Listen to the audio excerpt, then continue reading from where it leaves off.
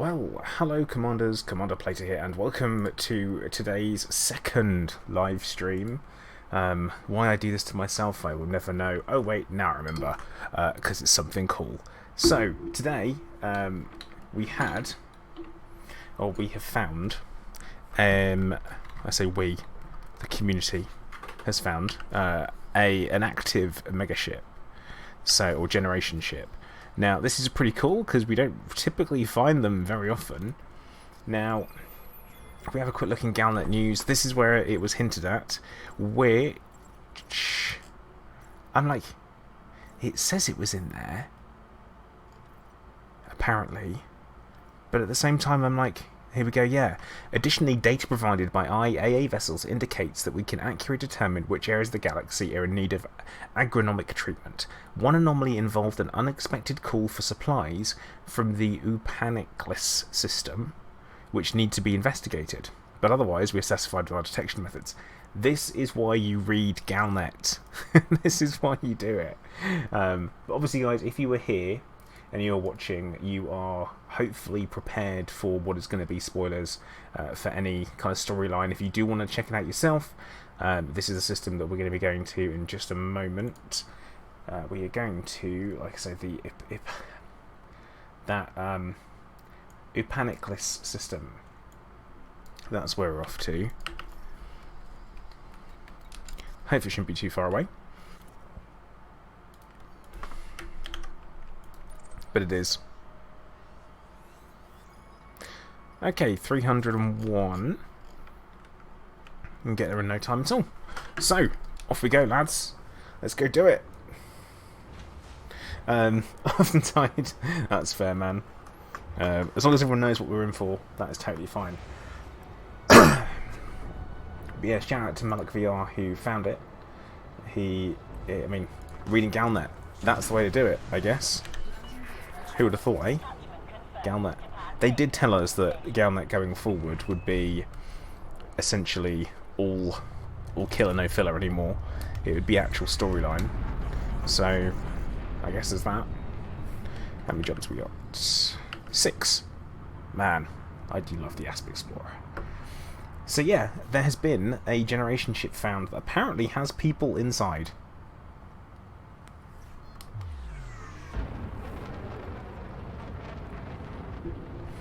The name of the system that we're all off to is going in chat. That we've just dropped in there. That's on both Twitch and on the YouTubes. So yeah, we're going to go and check this thing out, I guess, and see what's going on.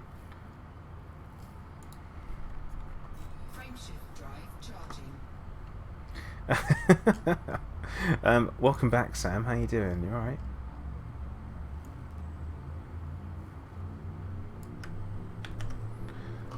But there you go. Has living people inside. That's what it's all about. Which I think is unusual, I would say, for us to have found a mega ship. Because I mean, or generation ship. A lot of people have spoken about generation ships, and how, like, oh, we want a successful one. I want to find one that's been successful and all this kind of stuff. Well, we're gonna find one that hasn't been so successful, but hasn't failed yet.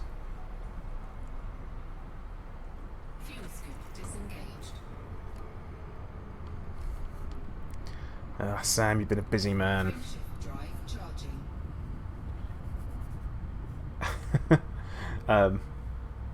Yeah, obviously living. Come on, guys. Let's keep it within the confines of the game. 2 streams, 1 day. It is madness. I know. Considerable madness on my part, I think.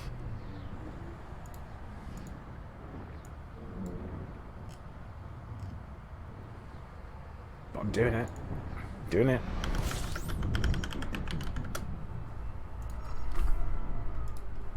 System scan complete.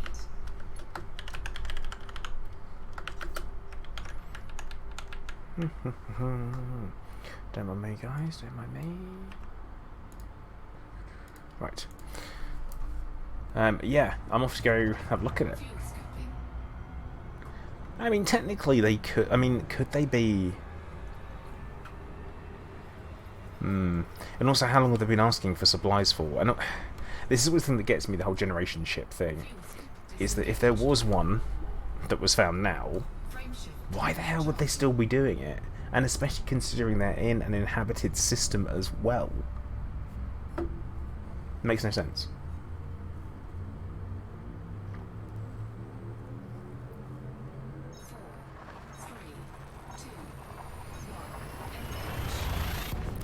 Ringo, yeah.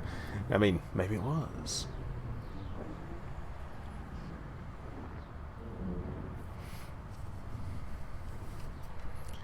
It's going to be fine. We're going to go there, we're going to have a look at it, we're going to have a poke around, see what we got.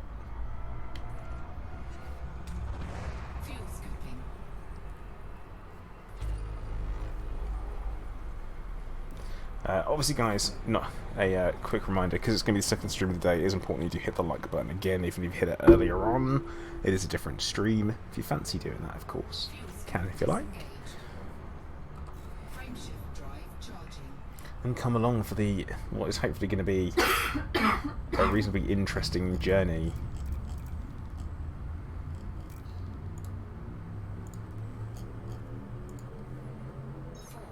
It'd be interesting to see if there's voice comms or not.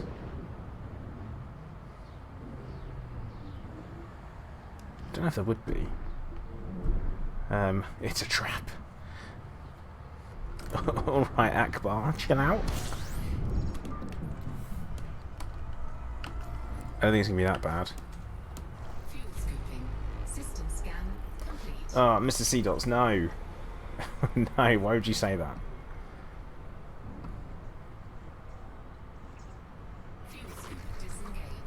Pineapple does not belong on pizza. The same way that dogs don't belong in shoes. You can do it, but it's wrong.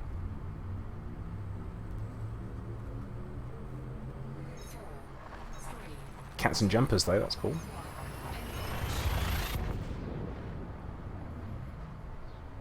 But yeah, haven't got far to go, because you've got to remember, with all the generation ships, they have not gone very far. And considering at the moment I'm finishing off my my round of generation ship videos, having this one appear just as I'm in the middle of editing one, pretty interesting.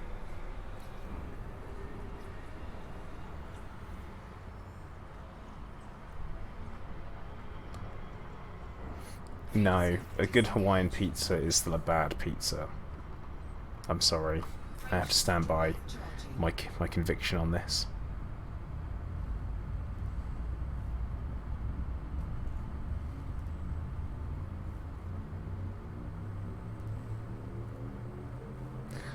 Alien Hunter, that's an interesting point, actually, but I guess we'll have a scan, we'll see what we find, and bearing in mind there's, this signal saying, hey, give us this thing, what's going on? Well, we're going to have to wait and see. I say this is an inhabited system, so you're telling me Upper Nicholas Vision had no clue that this was in here. Like, no clue at all. I know it. There it is. The Golconda. There it is.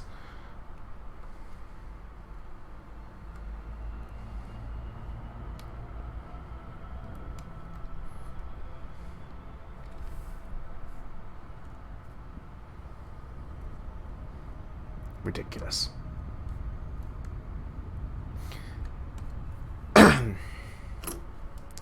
So it makes literally no sense that this would be here, considering the entire system has things throughout it.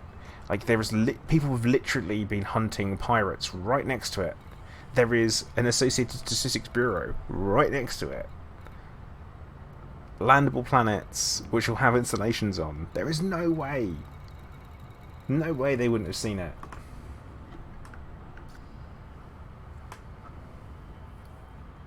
Ridiculous. Hey Gelf, how you doing? The time is 20 minutes past 8 in the morning.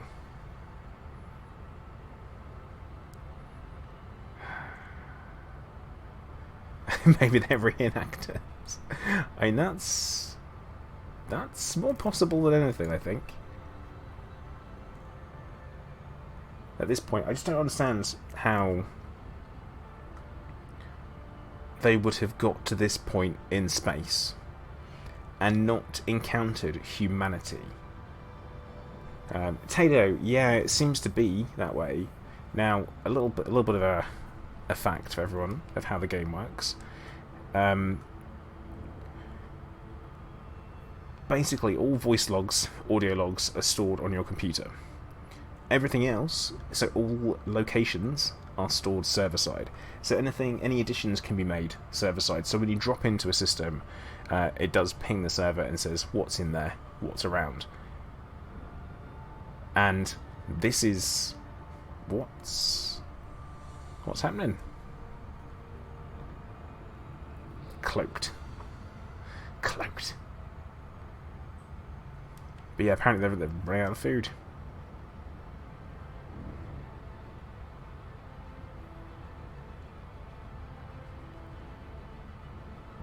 It's not too far away, but still, there's no way.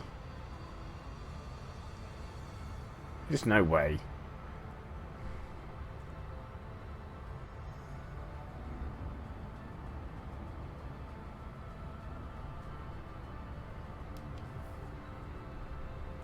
I don't understand how this would have happened. Like, it is very difficult kind of understanding of what's actually going on. Like, how would we be in this situation? I don't think we would be.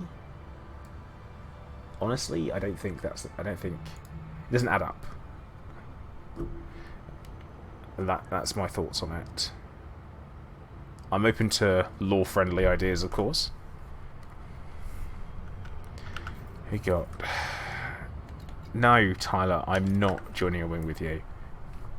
That's it. I've enough. No, I'm not. I'm not going to politely ignore it. No, flat out denied. Now, see, a wormhole maybe. They're about the correct distance away.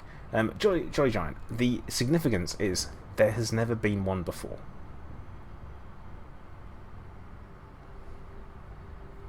That's the significance of it.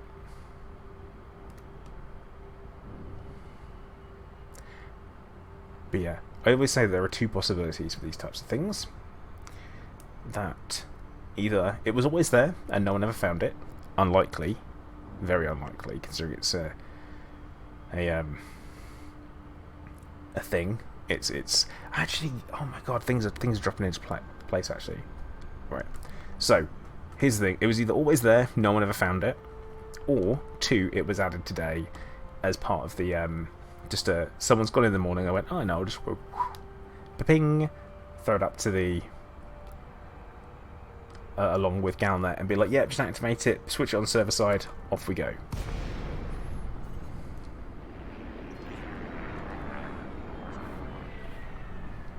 Okay.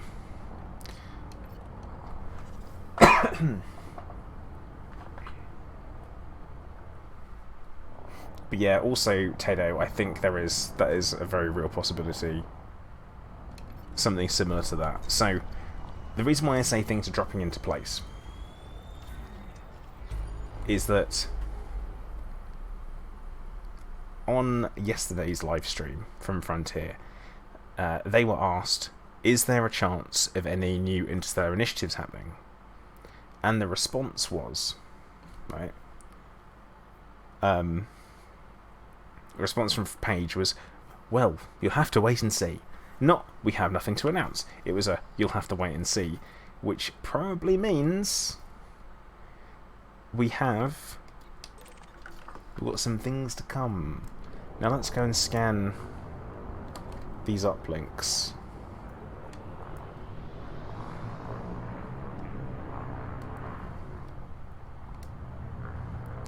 Now, I will say that something you can notice almost immediately is that the lighting is actually on the mega ship, or the generation ship, and things are spinning much faster than normal, so the habitation rings are spinning. There is something that doesn't make any sense. I feel like there should be some movement from the ag domes, agro domes, agriculture domes. That's a little bit dark. Long night. Oh, hello. Hey guys, anyone in there? Unary Pet, hello. Gary, how you doing? Welcome to the stream, guys. But yeah, I feel like the hab domes should be spinning in some way. But yeah, normally the pylons aren't lit, not meaning there's a great party going on.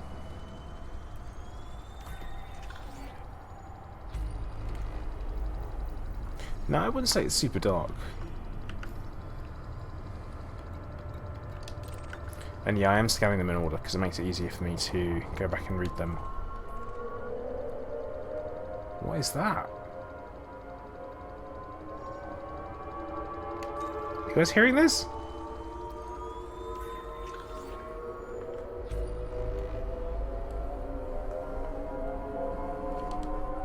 I'm gonna bump the volume for you.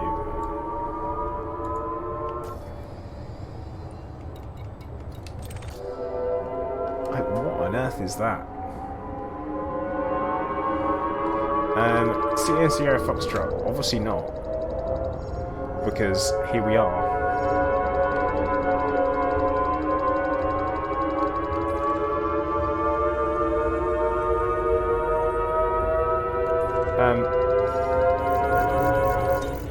Yeah, what on earth is that? Wait, what? Wait, what? What the? It's coming from a distinct spot. Right.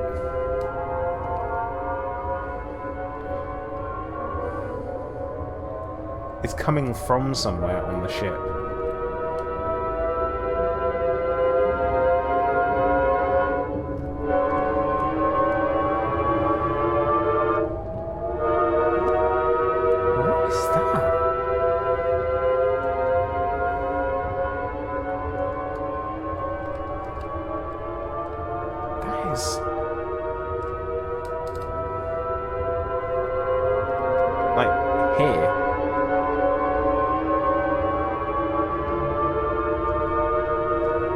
This is a great example of a tone that feels like it's escalating and going up, but it's not.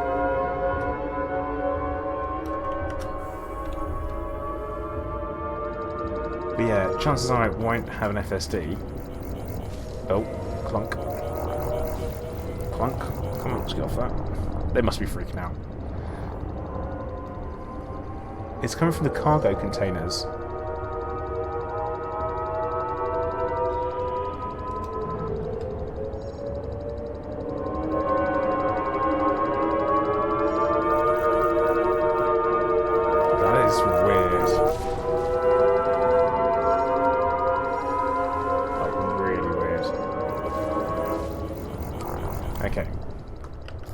Uplink 4. So we scanned all the uplinks. So the time comes that we have to listen to the logs and see if there are logs.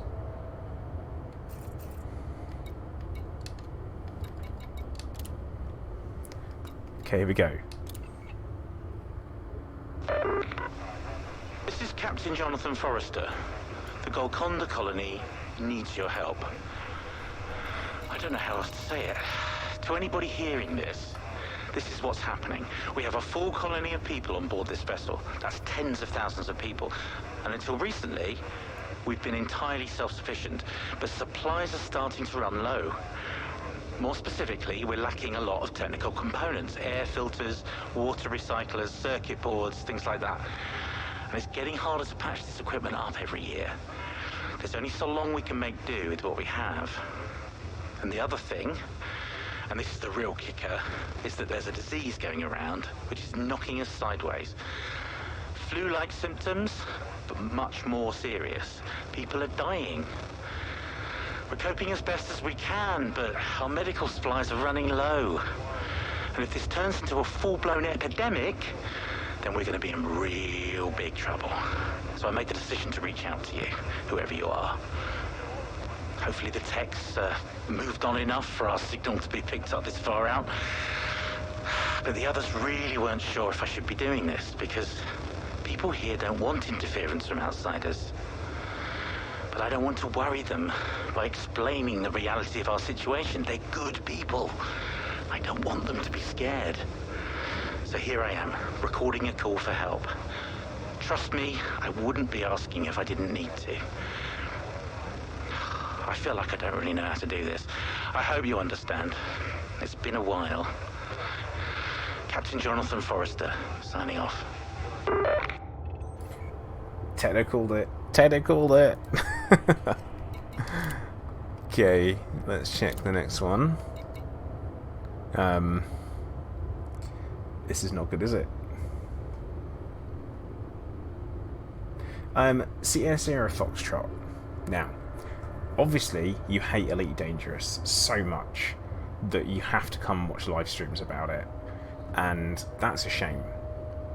But the thing is, dude, is some people like this type of storyline and some people enjoy it, but you don't have to kind of bang on about it, because I think it's quite interesting and quite cool that something new's been added in a time when we really want content and we actually get some. What you find is you still have some people who complain about it, and for some reason, well, I don't know why you need to feel the need. Surely there's a different game you can go and play for a bit until Elite Dangerous has enough content for you to come back, because sometimes it's okay to not play a game. That's it. Chances are you've had hundreds of hours out of Elite at minimum, and the chances are that's it. So, dude, seriously, people obviously here because they want to enjoy it, and that's it. Tango 01. What would it? Well, they seem to be reasonably separate, and that's okay. So I'm going to carry on. We're going to go through them because we've already been through the first one, and I don't really want to go through and play it again. So what we'll do is we'll play through number 2, then we'll play them more, and then we'll come back and go through them again. I guess that's going to be the best way to do it, because we've got 100 and something people watching. Where are we at? Yeah, like 160 something people watching. So we will carry on, and we'll go from there. This is Dr. Shay Tandis. Captain Forrester has asked me to summarize the situation on board the Golconda, particularly in regards to a recent outbreak of disease. I must preface this by saying that any attempt to summarize the situation feels inadequate. There is so much to say about the symptoms, the development of our detection methods, and existing treatment philosophies. Nevertheless, I will attempt to speak concisely for the purpose of this broadcast. The disease, known colloquially among the people as the wasting kiss, is a mutated strain of viral nasopharyngitis. One of the drawbacks of living in an atmospherically self-contained structure for hundreds of years is that illness tends to linger. We can't very well sterilize a ship of this size, and with each generation these illnesses adapt to remain virulent. This one particularly so. Antiviral treatments aren't particularly effective, merely delaying the disease's progress. We have confirmed 6 deaths in the past month attributable to the disease. Our medical supplies are somewhat limited, adequate for maintaining health and the occasional serious illness or accident. In the event of a full outbreak, with hundreds of patients requiring treatment, we may be forced to resort to measures such as full quarantine and isolation. When the captain first suggested opening communication with outsiders, I must confess to a certain hesitation. On reflection, it would seem the logical decision for the well-being of the crew. One can only imagine what pharmaceutical advancements have been made over the last millennia. The possibilities are fascinating.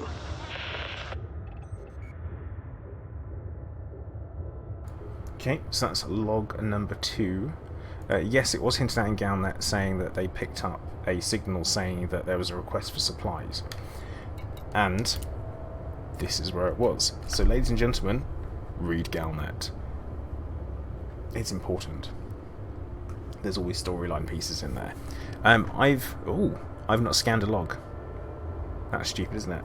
So we've got the final one to go through, I guess. Chanter, if you're an open man, I mean, it's going to happen, isn't it? Right, log number 3.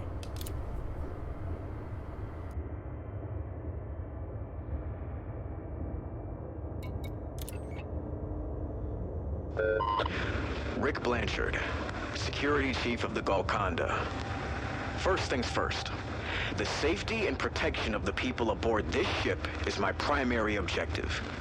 During my tenure, we've reduced the rate of crime aboard this vessel by 32%. Violent crime is rare, and there hasn't been a murder in over 6 years. My team are well-trained and do this ship proud in how they address the very specific demands of the Golconda. You might think an isolated, spacefaring colony of thousands with no horizons, seasons, or other planetary benefits would have gone mad and initiated some kind of mass tragedy. Well, not on my watch. Which is why I need to be clear in my opposition to the captain's decision to send out a distress call. Humanity doesn't enjoy a stellar record of respecting the rights and well-being of indigenous communities. Hell, we don't know what humanity is anymore past the confines of this 1,000-year hull. The risks outweigh the advantages. I'll follow the captain's order, because he's not let us down yet. Got a good mind, that one. But I'm asking whoever hears this message to understand that we're looking for a trade of goods and resources only. Communication with the general populace of the Golconda is forbidden. Messages regarding developments outside of the Golconda is forbidden. Direct contact between outsiders and Golconda colonists during an exchange of cargo is forbidden. We've always dealt with hard times ourselves. If it were my call, we deal with this by ourselves too. So it's very interesting. So this generation ship, its purpose appears to have been to simply carry on going. So rather than it having a destination like others, it was just a go there. That's it. Which is very, very different from the other generation ships, which is probably why this one's still going. So we're kind of... Other generation ships, you've come across them, and the tragedy has already happened. We're kind of witnessing it almost in real time. I feel like that's what's happening. I mean, I'm assuming it's inhabited.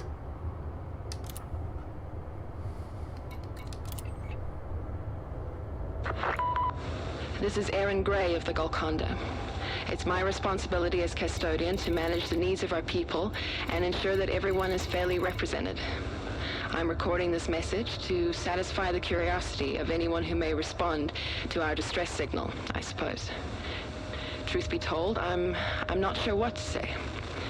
We're more than just a colony, you see. We're a family. Whenever a challenge is put in front of us, we resolve it together.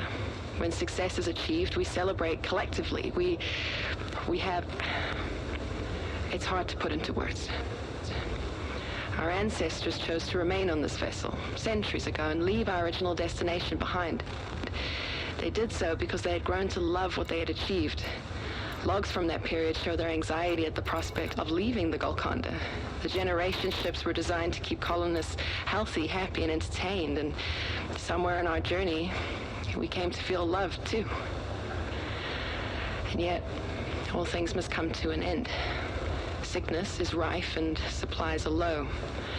After so long fending for ourselves, the time has come to seek assistance from a civilization we no longer know. The captain believes that humanity has a heart and will come to our aid. If you're listening to this message, We're probably going to find out if he's right soon enough. So, the request came for aid. They have... I suppose we need to go pick up the final log, don't we? Wait. Did I not scan number 4? No, I didn't. Yeah. They decided to not stop off, or it sounds like it. Or, I mean, they talk about the nervousness of doing it, so maybe they were just looking and they didn't have a destination, and it was simple as that. And in 1,000 years, I mean, everyone's going to be related at this point, so when they talk about them being family, they're not wrong. That's for sure.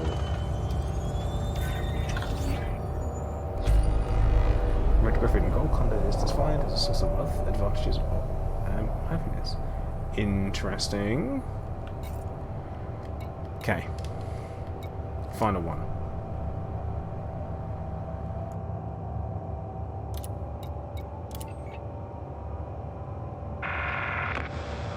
Thomas Cobb, chaplain.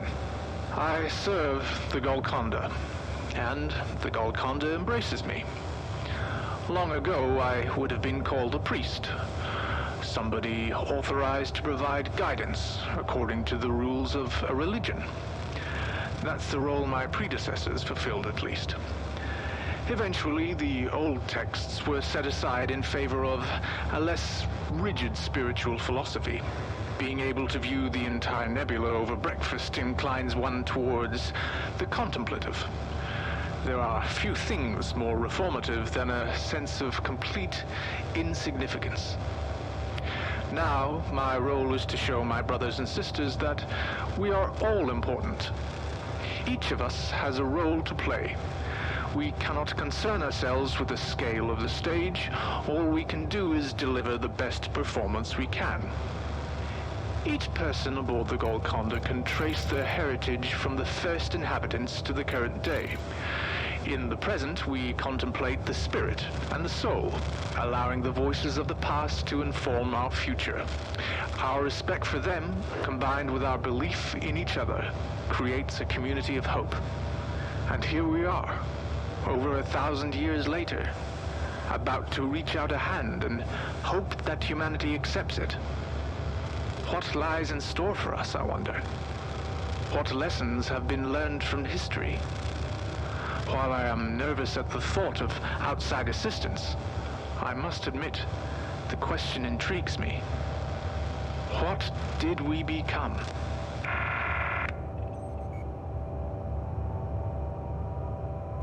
Well, that's interesting. What did they become? Inbred.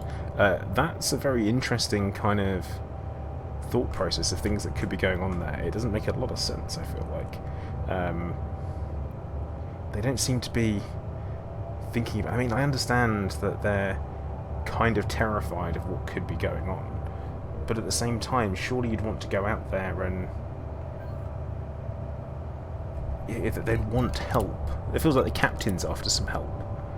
Now, I saw someone mention saying they chose to remain and leave their original destination behind. Yeah, so they must have had a destination and they chose not to go there. That's interesting. So...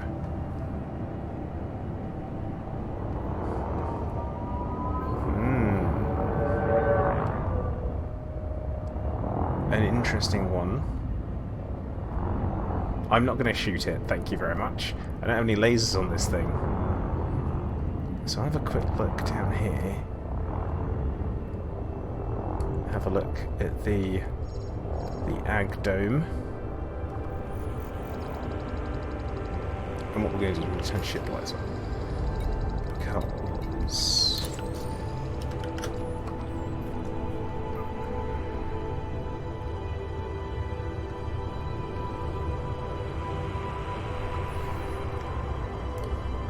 the plants all look nice and alive.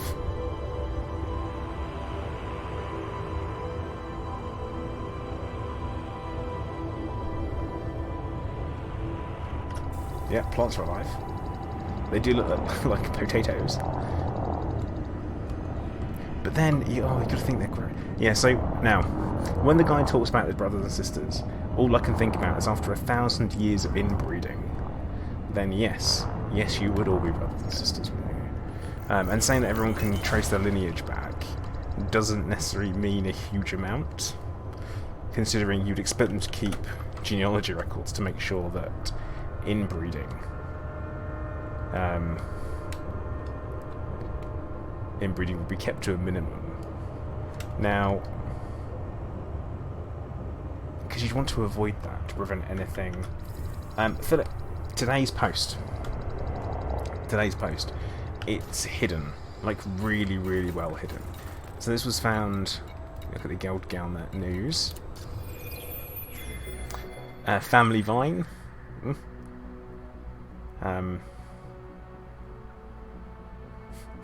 Volko, it's fine, I'm not going to let them out. I'm just going to let them out. So it's down here, all the way in the final paragraph of the Rockforth Corporation releases an apology.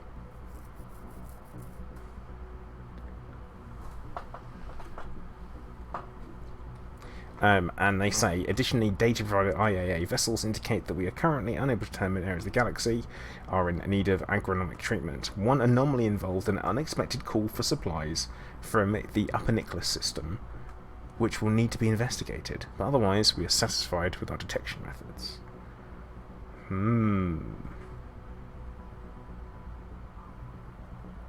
But yeah, I mean,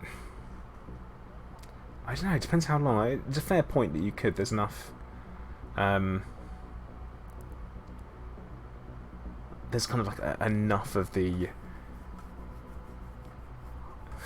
my cousin brother, yeah, it could be I guess enough genetic messing around, but everyone would be related at this point. Like you'd get to that point where I guess morally it seems a bit grey.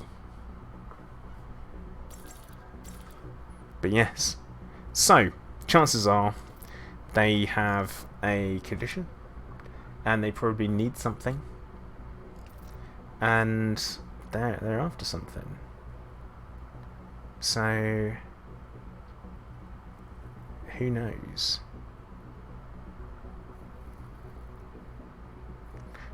Yeah, I mean, the fact they're reluctant to call for help, I find to be quite interesting, because surely you just want to live. Mostly random, 1,000 years. So that means they left occupied space around about 2,300. And here they are now. So for 1,000 years they've been out there. They skipped their original destination, which is a shame because they could have been a successful colony. They could have been, but chose not to be. The other question is, what on earth is this?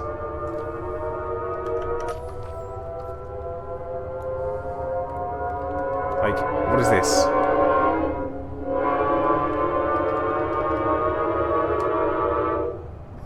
And the fact it's... I'm trying to work out where exactly it's coming from. Here?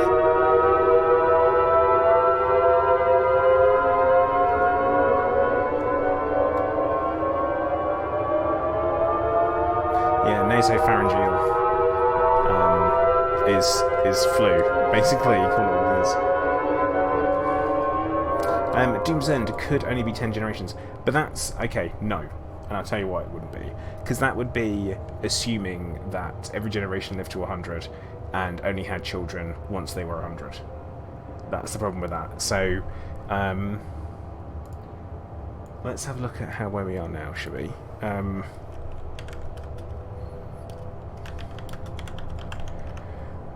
How many generations of humans in... oh, look, it's there. It was apparently... So, if you postulate 1,000 years, about 30 generations. So yeah, that's it. Around about 30 generations, I guess, for now.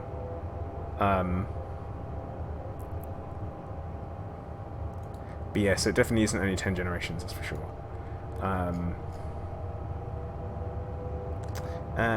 Zavulon, no, it's not going to be the Blight. at all. Because they've had no contact with the outside world. And the blight isn't that. They've just picked up the flu, basically, and it's not gone away. And that is something to be considered with everything, I guess, is that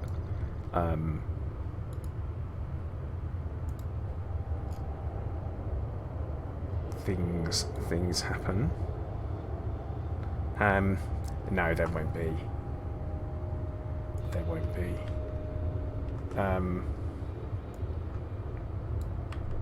This is in Upper Nicholas, I guess.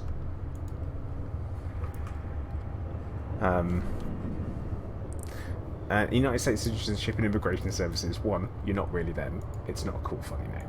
And 2, caps. Caps, guys, caps. Come on, behave.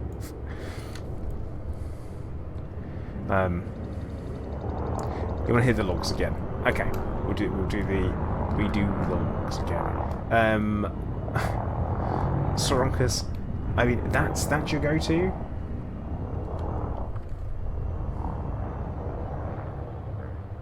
That's your go-to. Shoot stuff. Come on, we're scientists. We're explorers. We're all those things.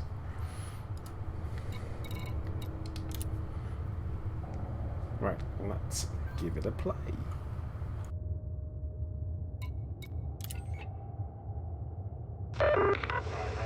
This is Captain Jonathan Forrester. The Golconda colony needs your help. I don't know how else to say it. To anybody hearing this, this is what's happening. We have a full colony of people on board this vessel. That's tens of thousands of people. And until recently, we've been entirely self-sufficient, but supplies are starting to run low. More specifically, we're lacking a lot of technical components, air filters, water recyclers, circuit boards, things like that. And it's getting harder to patch this equipment up every year. There's only so long we can make do with what we have. And the other thing, and this is the real kicker, is that there's a disease going around which is knocking us sideways. Flu-like symptoms, but much more serious.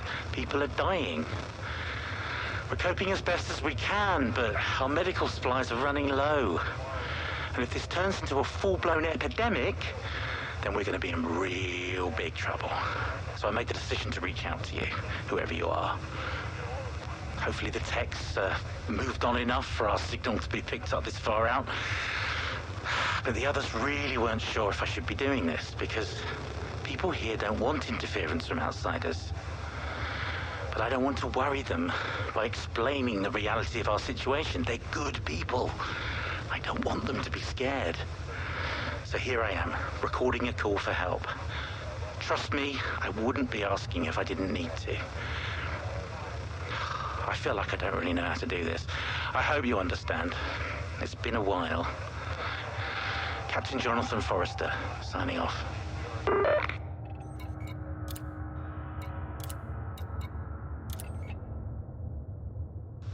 This is Dr. Shay Tandis. Captain Forrester has asked me to summarize the situation on board the Golconda, particularly in regards to a recent outbreak of disease. I must preface this by saying that any attempt to summarize the situation feels inadequate. There is so much to say about the symptoms, the development of our detection methods, and existing treatment philosophies. Nevertheless, I will attempt to speak concisely for the purpose of this broadcast. The disease, known colloquially among the people as the wasting kiss, is a mutated strain of viral nasopharyngitis.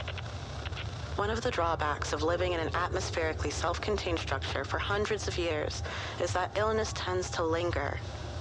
We can't very well sterilize a ship of this size, and with each generation these illnesses adapt to remain virulent. This one particularly so. Antiviral treatments aren't particularly effective, merely delaying the disease's progress. We have confirmed 6 deaths in the past month attributable to the disease. Our medical supplies are somewhat limited, adequate for maintaining health and the occasional serious illness or accident. In the event of a full outbreak, with hundreds of patients requiring treatment, we may be forced to resort to measures such as full quarantine and isolation. When the captain first suggested opening communication with outsiders, I must confess to a certain hesitation. On reflection, it would seem the logical decision for the well-being of the crew.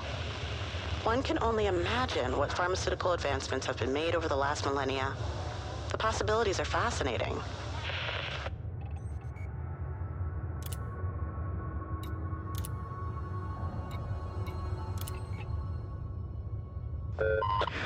Rick Blanchard, Security Chief of the Golconda. First things first. The safety and protection of the people aboard this ship is my primary objective.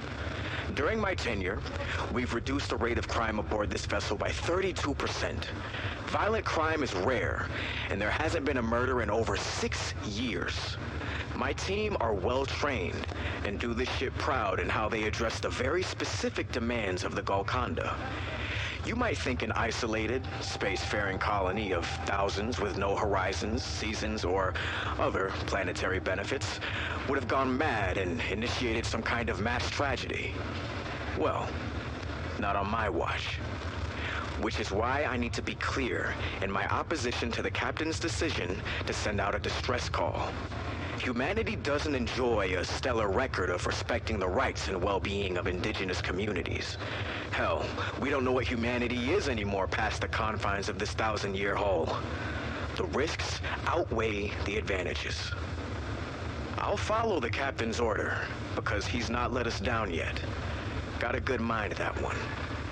But I'm asking whoever hears this message to understand that we're looking for a trade of goods and resources only.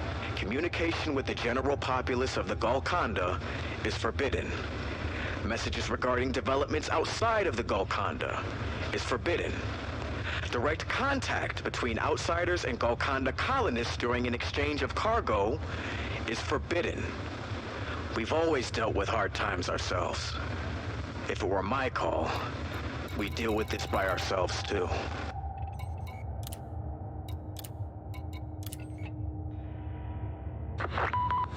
This is Aaron Gray of the Golconda. It's my responsibility as custodian to manage the needs of our people and ensure that everyone is fairly represented. I'm recording this message to satisfy the curiosity of anyone who may respond to our distress signal, I suppose. Truth be told, I'm not sure what to say. We're more than just a colony, you see. We're a family. Whenever a challenge is put in front of us, we resolve it together. When success is achieved, we celebrate collectively. We have... It's hard to put into words. Our ancestors chose to remain on this vessel centuries ago and leave our original destination behind. They did so because they had grown to love what they had achieved. Logs from that period show their anxiety at the prospect of leaving the Golconda. The generation ships were designed to keep colonists healthy, happy, and entertained, and somewhere in our journey, we came to feel loved, too. And yet, all things must come to an end. Sickness is rife and supplies are low. After so long fending for ourselves, the time has come to seek assistance from a civilization we no longer know. The captain believes that humanity has a heart and will come to our aid. If you're listening to this message, we're probably going to find out if he's right soon enough.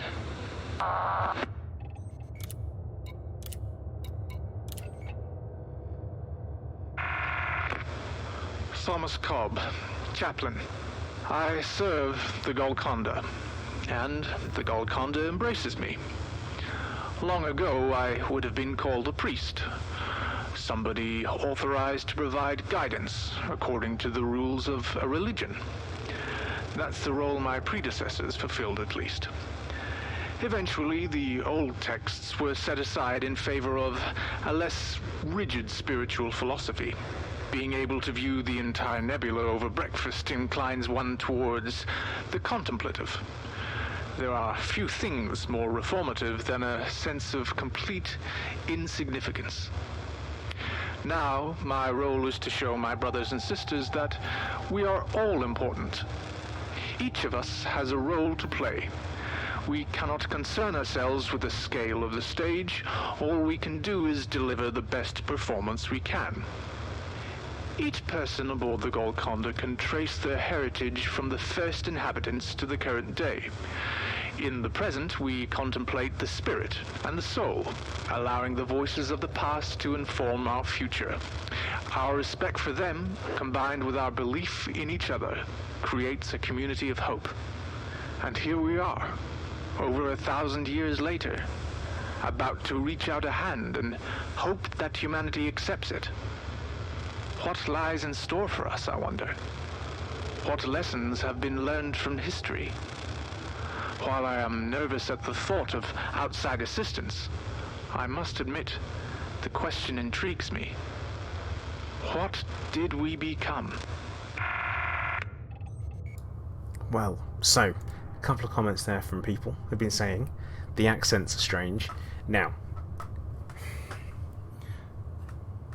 I'm gonna try on this one, and as a potential, but then again, I'm looking at a very, very small sample size. Now, my brother lives in New Zealand. He is British. He speaks the British accent, or English accent. Then, on top of that, his kids, who were, one of which was born in New Zealand, speaks with an English accent. So a little bit weird. So I guess that could potentially cause that. Falco, yeah, the Agdame's not having gravity. Technically, plants only grow in one direction, and that's towards light. Which is why if you cut like the tip of a plant off when it's growing, because it grows from the tip rather than from the base when it comes to growing forward, you cut that off and then it grows outwards instead. Just a little aggro fact for everybody there. Now, some thoughts here. It's kind of like this. It's an immuno thing where if you were able to travel 100 years, well, 100 years, probably a little bit more than that, 500 years in the past, right? You would kill everybody. But if you travel 500 years in the future, they would kill you, and that's because of the diseases that have been grown, evolved, and harvested. So everything that we have in our bodies, and we're used to, and we can cope with. So everything that we're immune to, everything that we can handle from an immuno point of view, because you've got to think about it, you never get the same cold twice. You kind of, your immune system has it, deals with it, and then can suppress it and fight it, so you never have the same cold twice. If you were to then go off to,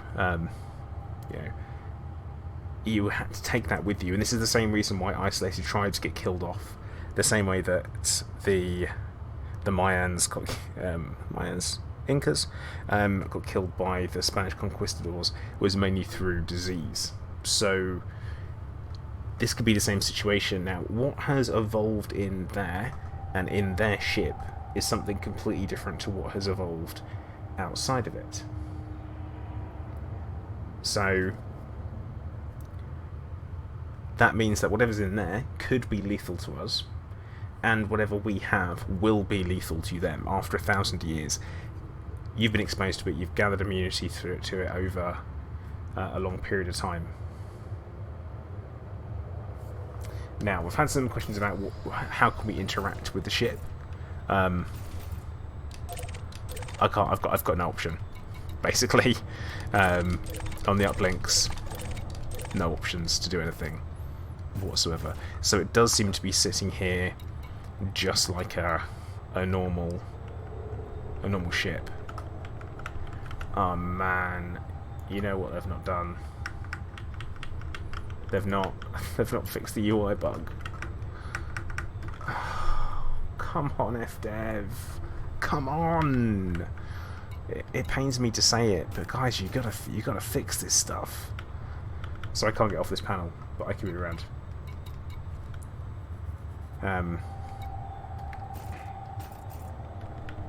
Wicked. I don't have any weapons, and nor does it, based on the fact that you can't select anything or see anything there. But yeah, I think we are reasonably sure that it's going to be a CG. I'm going to have to kill the game. I'm combat logging on the new generation ship. Hooray!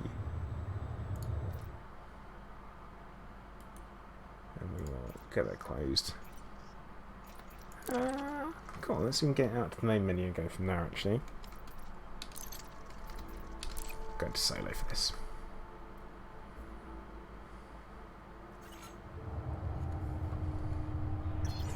Yes, we are back in. Cool, sorted.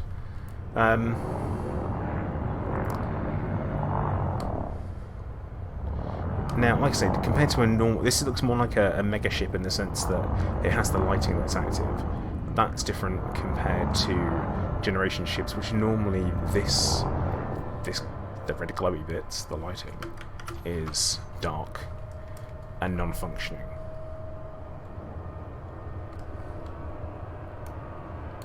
So yeah, they're normally off. Oh man, they look cool. That's an exceptional level of detail.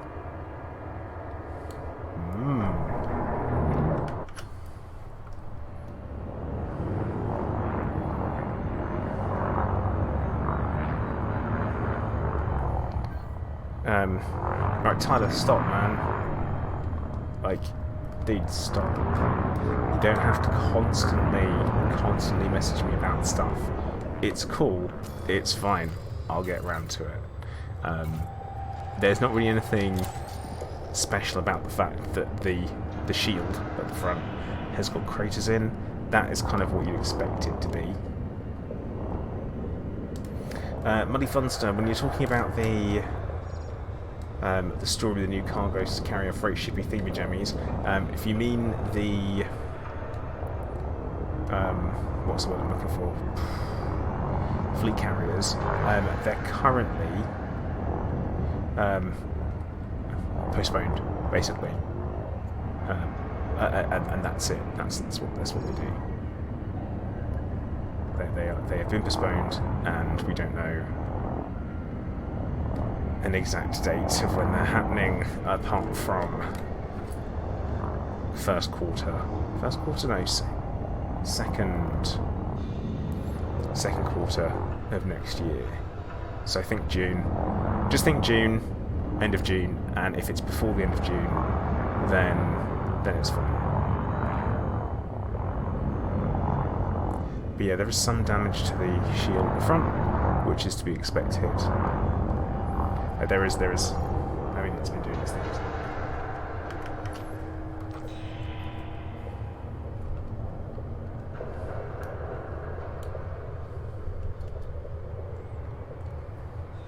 There it is. The damage. That's what we got there. Alright, Kure, catch that, man.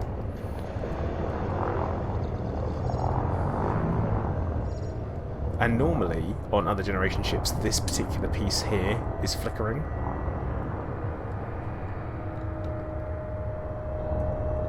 But this is lit.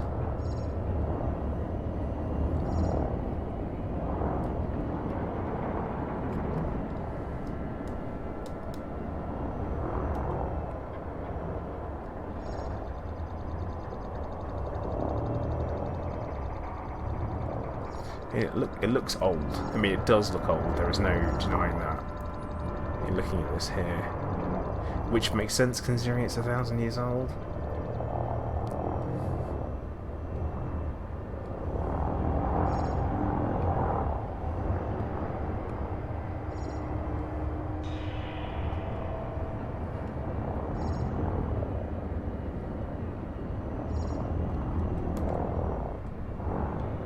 Where is this going? Oh, that's where we are. Dude, I don't think lack of flickering is a bad side on this one.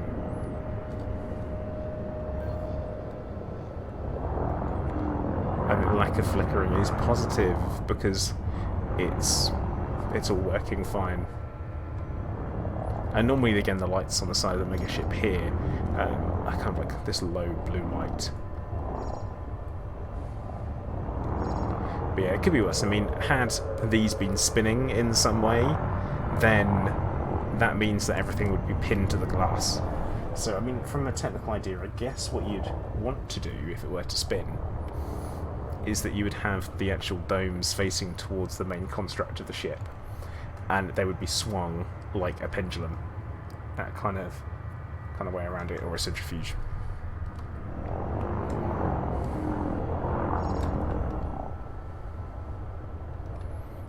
Right, let's have a look at the windows. We can see people.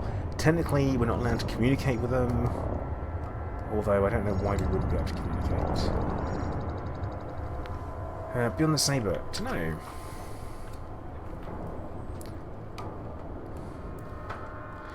I mean, as for the look at the crops, there's life. I guess from a certain point of view, you could debate that trees have lived without humanity for a very long time. So I don't think it's a trap at all.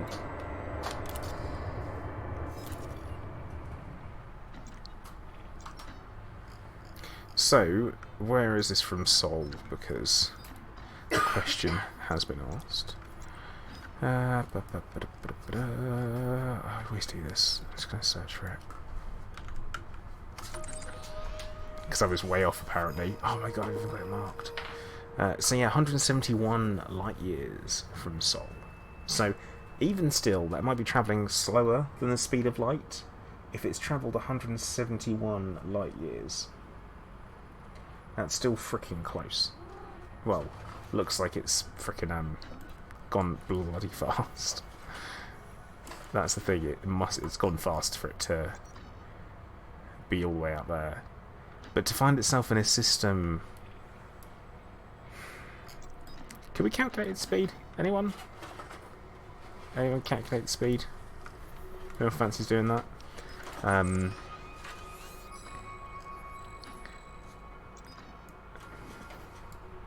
think we can do this. I don't math very well, just so everyone knows.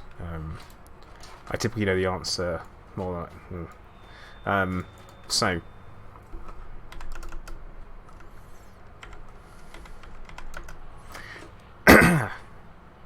well, yeah, I don't really know what I got for the answer on that one. About 0.19c. That'll do. Someone with an answer. That's always good. 17%. 70% the speed of light. Which is still freaking fast. So they must have slowed down. It can't go the speed of light, but we can go 17% of it. Back then.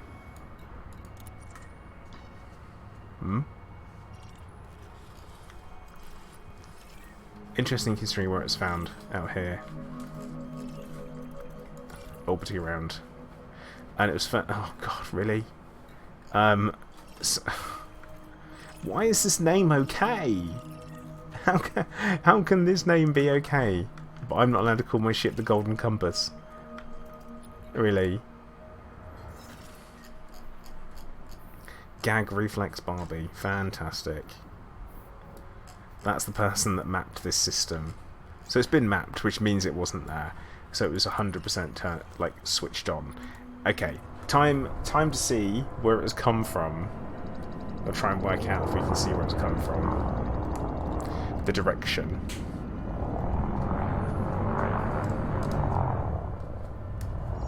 So if we line up, interesting, it's got twin engines, not triples.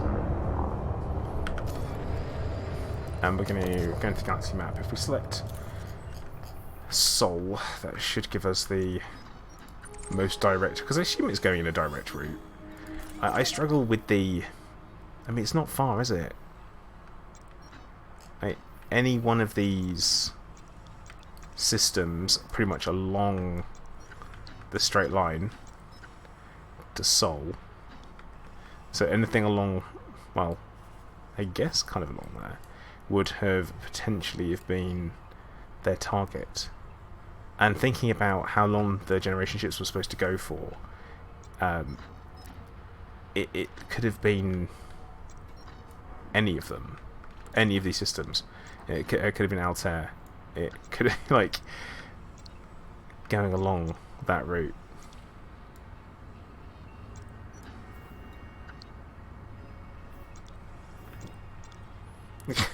CSW, Event Horizon. Well quoted.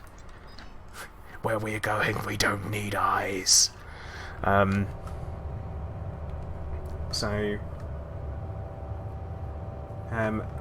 Ah, Rick, that's a fair point. We'll give it a go. Let's give it a go, shall we? So do economical. No, it's not. It's not easier to see because it immediately drops down rather than taking the straight line.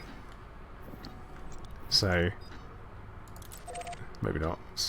What would without FSD feast? No, of course not. So yeah, that's what we get. What if we bump the jump range slightly to give us the fewest number of routes? Because I think that would be the best way to do it. Because you want the fewest jumps, that'd be the straightest line. Which, nah, not much. Not much there. But yeah, here we go. This is it. What can I tell you?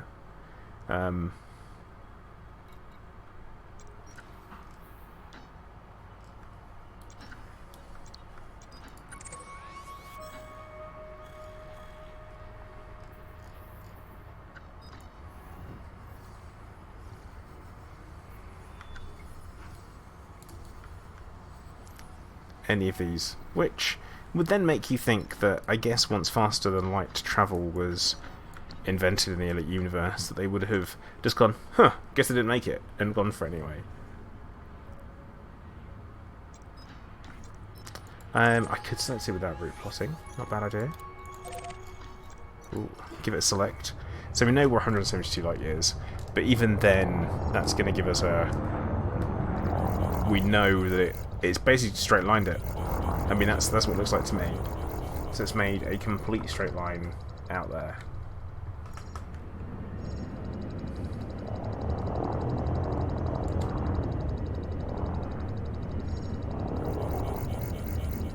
Yeah, it's done a straight line journey. But why? I'm trying to think law purposes here. I'm trying to stay within the zone rather than being out there when it comes to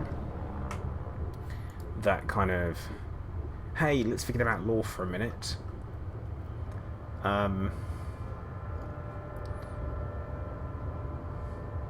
Like that kind of focusing on the fact that why is it there? Why would it have been there? Why wouldn't they have spotted it? Unless they just had no transmissions, and that was the case. Its energy signature is so small, but then we pick up the other ones, don't we?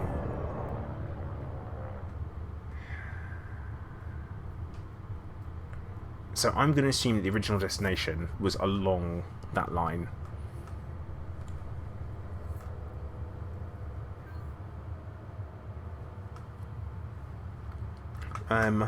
It's possible.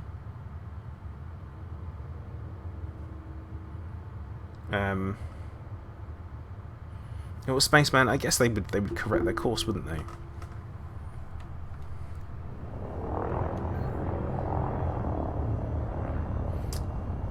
Zavulon, I don't know. I honestly don't know about that. It'd be interesting to see if it comes around to being daylight over on this side of the ship.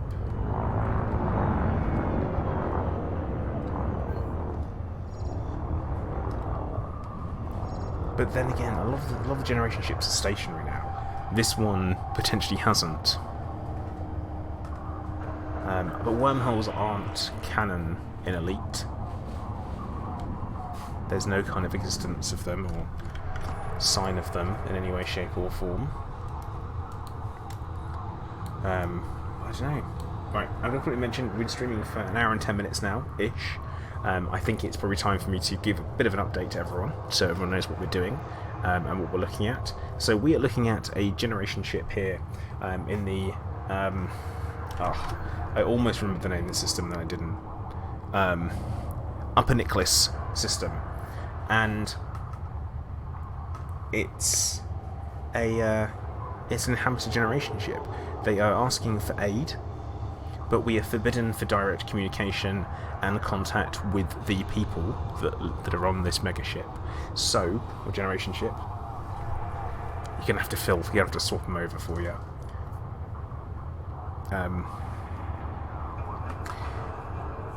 The way things are, as it seems, there are logs, and in the logs we We hear from the captain, the doctor, the captain, a doctor, the chief of security, a custodian. I don't know what a custodian would be within all of that.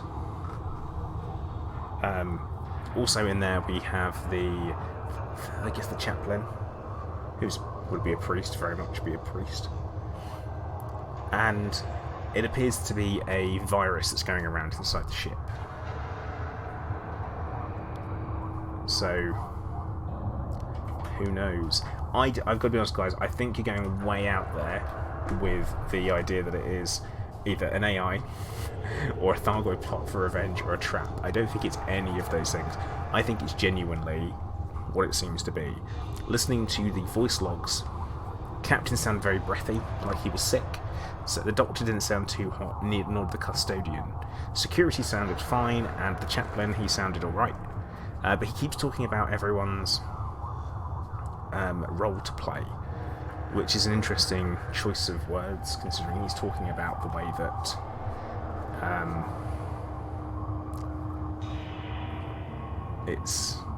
the way that kind of everyone has a role, or it's like it could be your time, or it could be that kind of thing.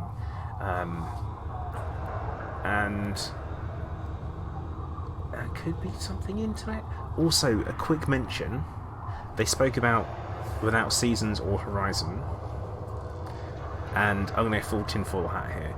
So one of the logs spoke about seasons, horizons, and people panicking about not having an atmosphere, a planet to walk around on, like an atmospheric planet, essentially. See if we can find it. Security. Is it this one?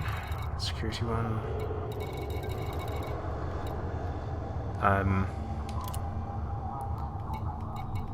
No. Here we go. Okay, it's this one. It just seems a little bit like a, wait a minute, what do we got going on here?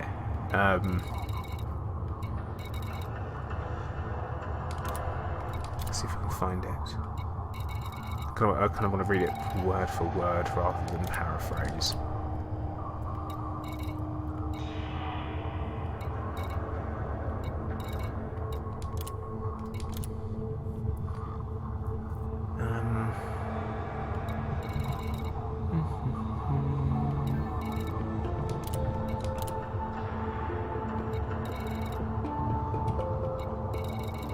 I'm having complete. Hunter, I think it could be, yeah, a meta ship. I feel like it genuinely could be. I feel like that is entirely possible.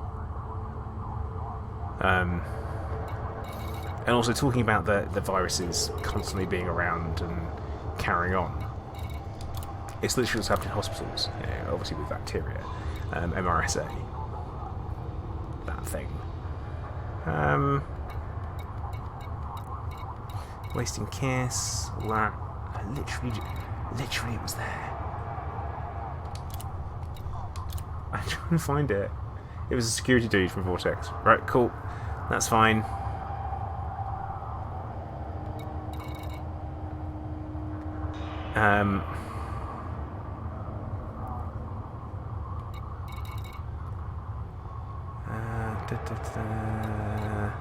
Was it?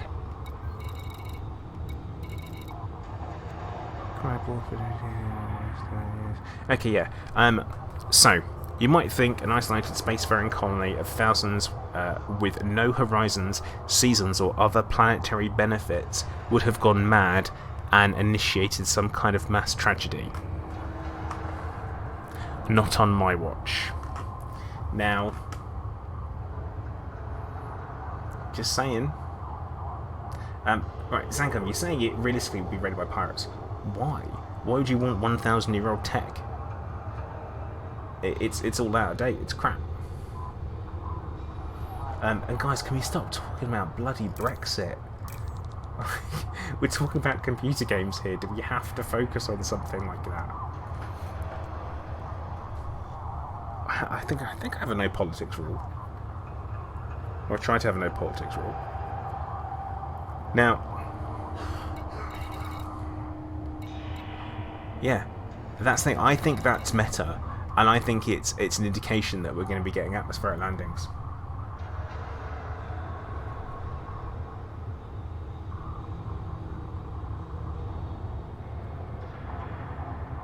That's what I think. I think that's what it is. No planetary benefits. I think that's important. That is relevant in some way.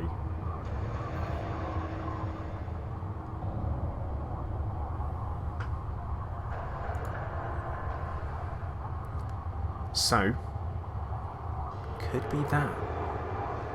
Could be that. I would love it if it was that. I love it if that's how a hint of what we're going to get. Also, I feel like this was missed a little bit. This was a couple of days late. Should have been on Halloween. Just saying.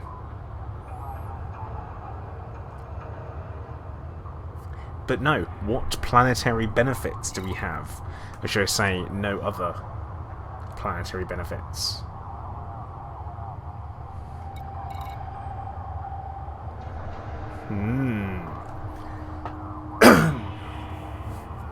Centaurus. So, right, I won't tell you the system name, but it's 171 light years from Sol. I guess galactic west, as it were.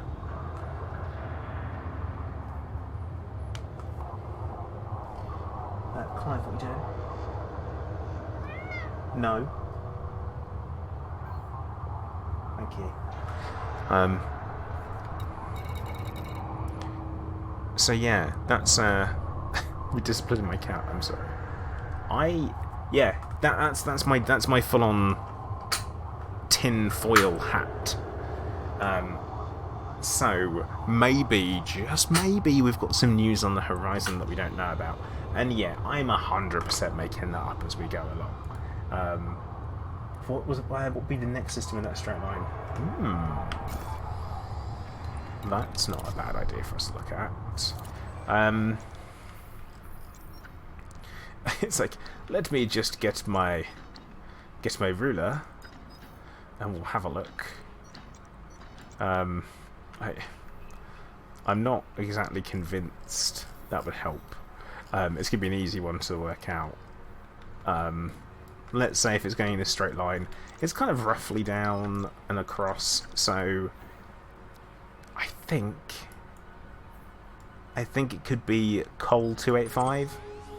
Looks like it could be that one, but even then, that's 10 light years, which would take this ship, at this rate, I think we've worked it out, what, it would take it 10 years, well, nope, 10 light years, that'd be 10, it would take it 100 years to get to.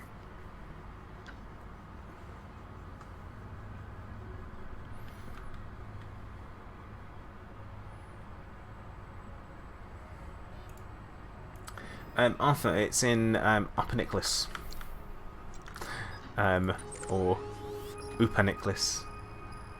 Call it how you would like to.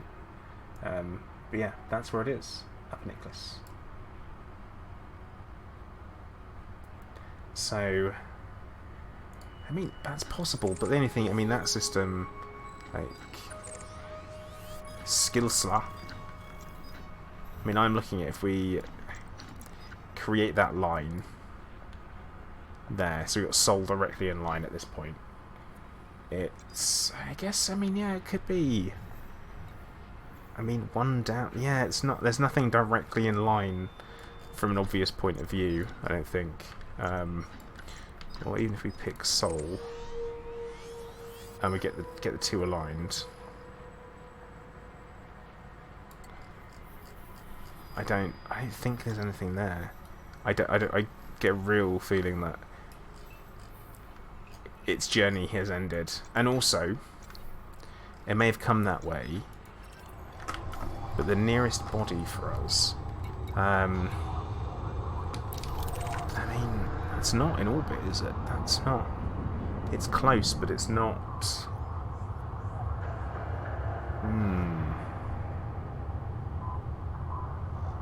Alright, at 10 light years when it's about 50 years.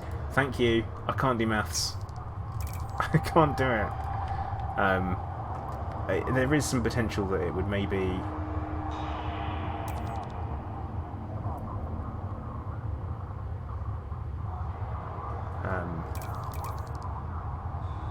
Yeah, deceleration time as well. Hunter saying he thinks Altair was their original target. Possible. That is possible. Let's have another look at the old galaxy map, shall we? Well, Matthew, here's the thing. It was originally... wait, is that Sol? We'll select... No, that's Sirius, which is just next door. Okay. So, we will select it. We can go to uplinks. So, if we were to have that pretty much lined up, and I know we have to account for margin of error, we scroll out, the star that pops up in front of us, yeah, Coal Sector 285, that's the closest one there. We go a little bit further, because anything that comes out in the middle will be what we're looking for.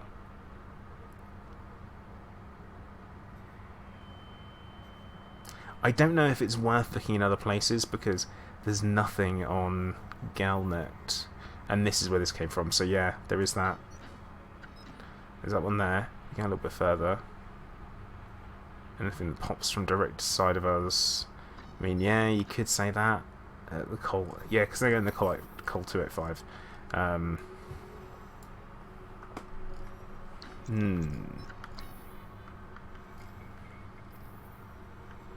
But yeah, compared to where they started and where they could have been going, Altair could be, but I mean, they abandoned it, didn't they? They said that they proper abandoned it. And they moved on from their original stop, so there would have been an acceleration, deceleration, and then go from there.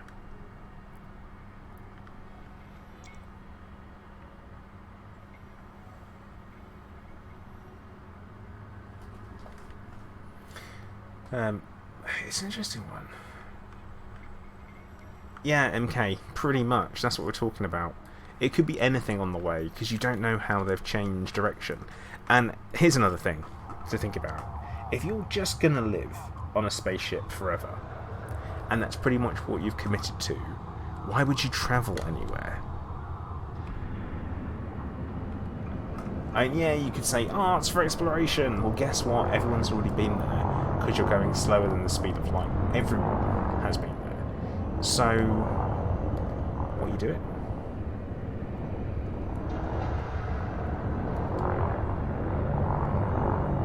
A very interesting question is the, what are you doing at that point? Also, quick reminder to anyone that has joined over the last hour and a half, if you haven't already and you do fancy dropping me a follow on Twitch, please do. At the same time, if you haven't already and you haven't subscribed on YouTube and you fancy it, give a click, it's free. I mean, it won't cost you a penny. Hello I promise you that. Zavilon, thank you very much for the follow. I don't know, this is it's an interesting thing. I think it's cool. I appreciate the design. Droace, thank you for the follow as well.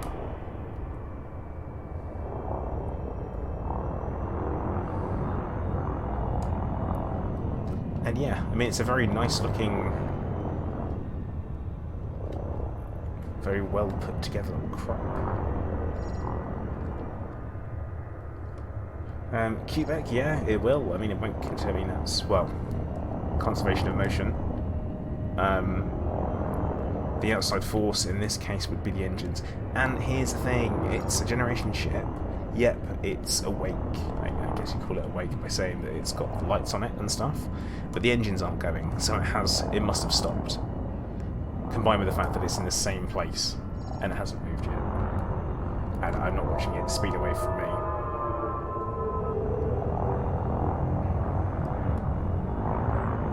It's an interesting one. I guess it's going to be a mystery, and the next step's happening, I would say, we're going to look at an Interstellar Initiative, 100%, which will be starting tomorrow. So I'm going to assume the Interstellar Initiative is going to be a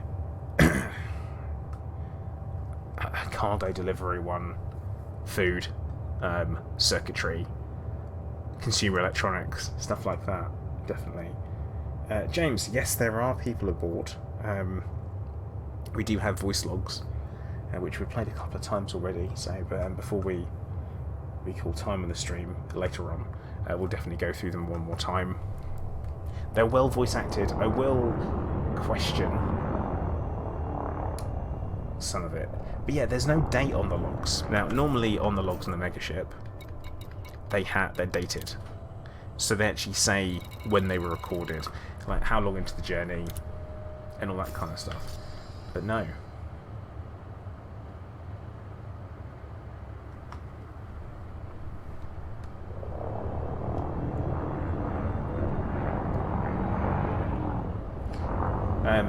Quebec, yeah, I know it's here for gameplay reasons, and it wouldn't have to have its engine on to keep moving, but it has slowed down based on the fact that it's not moving.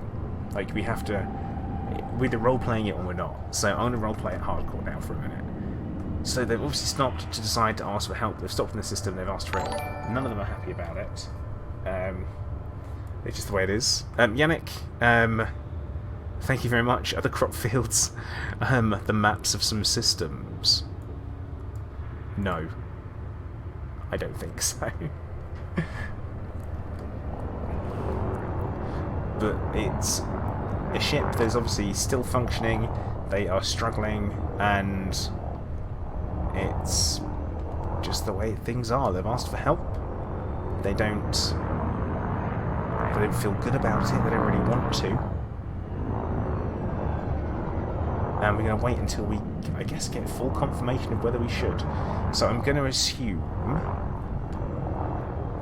what's going to happen next is we're going to have an internal initiative coordinated by the Upper Necklace Vision Incorporated, because they run this system,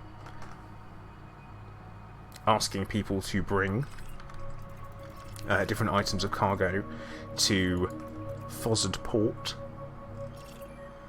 It's got to be, isn't it? It's literally got to be.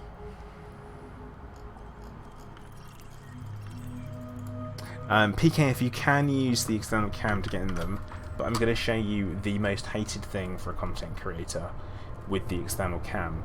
You're not going to like it. This. I absolutely hate this about the external camera. And unfortunately, it was a conscious design choice by Frontier. Have had it confirmed.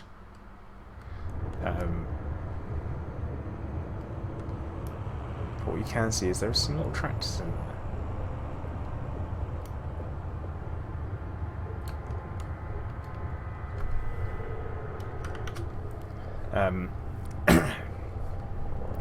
But yeah, it's.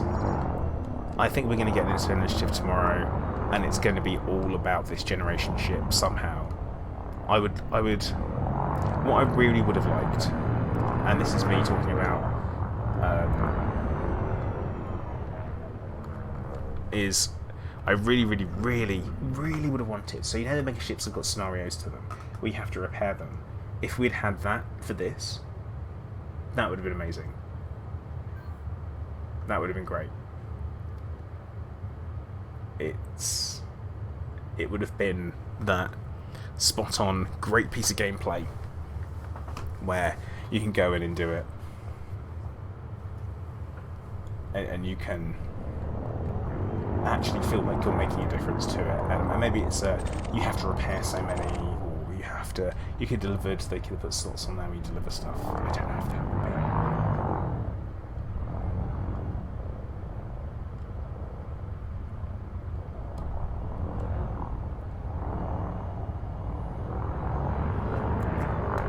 Yamik stream died is here. I don't think so. I know that he was streaming Star Citizen earlier, but I don't know about this. Can't tell you. Uh-oh. There we go. So, I don't know why I keep coming back and looking at this. I guess it's not where the command module would be.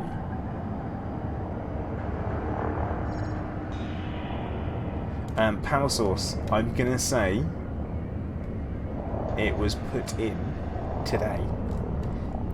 Now, I was talking about this earlier, that the way that it works is, and the reason why I know this is because when I recorded my voice logs for the Places Tyranny station, I had the option of either having it put in immediately, and it would be able to go in, but there would be no voice logs, or I'd wait until they pushed an update down the pipe where people have to download content, and then they would have the voice logs put in, as well as activating the ship, because the station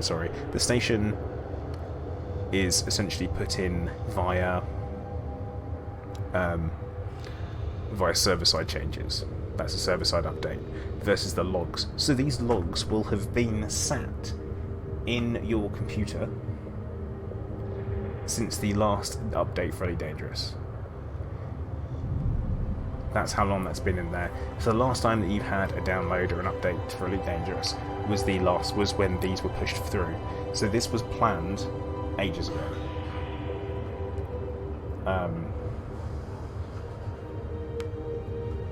So yeah, that would be the case.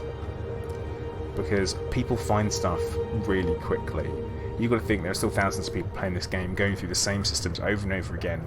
There is a 100% chance someone would have found this. Just by accident. Because that always seems to be the way. I say by accident, I do kind of mean they would have found it on purpose.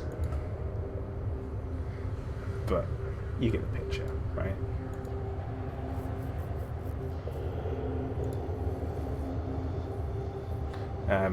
Oh yeah, Vortex is right there. Also, it was put in. It was Schrodinger's station, because sometimes it was there and sometimes it wasn't.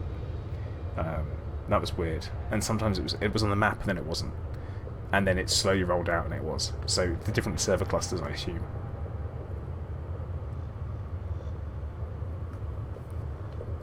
I'm saying words, I don't really know what they mean. But yeah, that's how content is added to Elite Dangerous. You either get server-side changes or you get full content pushed down that you have to download, and this will have been content that you will have to have downloaded to come onto your computers, in order for you to be able to hear the logs. Because that has to come from somewhere.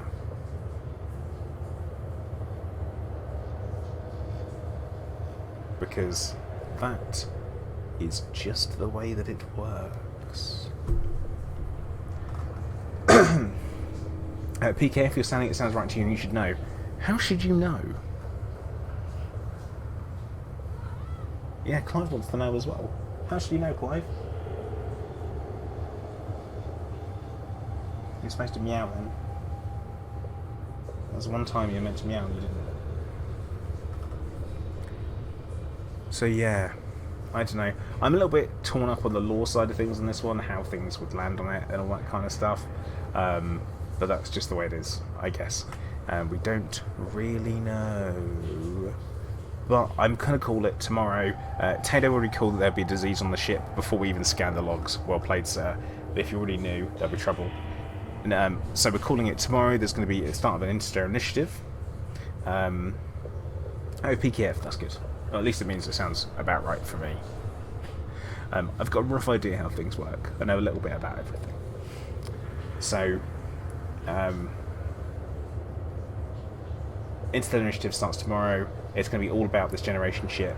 What would be really cool would be passenger missions as well. Maybe getting people off the ship because people have suddenly gone, oh, let's get off. Tens of thousands of people have to be done, have to be removed. Or you could have delivery missions. Hopefully there'll be more than one community goal for that one. Teddy Killer 1, thank you very much for subscribing. I hope you're not actually a murderer. Hey.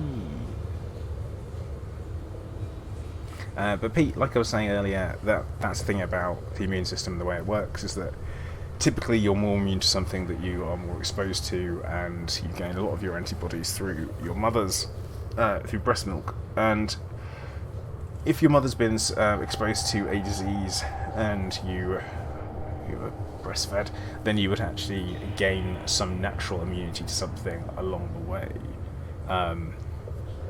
As for other stuff, and if you don't come into contact with something, it's a completely fresh thing, it's unknown, and you could get diseases from it very easily.